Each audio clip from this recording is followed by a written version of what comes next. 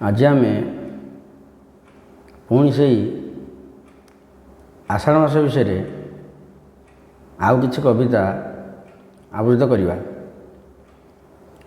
मयूर नाचई बने दूर आकाश रे, देखी जे घने सुजने गो तार, शोभा के बनिब मने सुजने गो। दूर पहाड़ रे मेघ गछ सहित रे, करई भाव सुजने गो देखी, लेजे आनंद लभिब सुजने गो।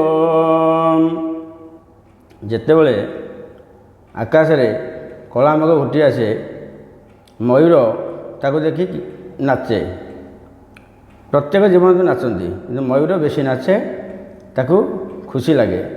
ता शोभा किए वर्णना करिवो, से शोभा जी देखी मयूर नाच से जानछि तार मूल्य कौन। ये आषाढ़ मासर महत्व।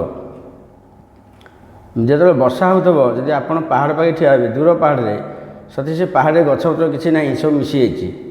गछ सहित मेघ गोटे संपर्क रखिला भाया, मेघ लगी जाउछि गछरे, पूरा भाव माने पूरा गछ सहित पूरा बढ़िया भाव करुछि मेघ। ये गोटे दृश्य आषाढ़ मासर, एया गीत रे वर्णना करा जाइछि। पुणी देखिया परवर्ती वार्ता।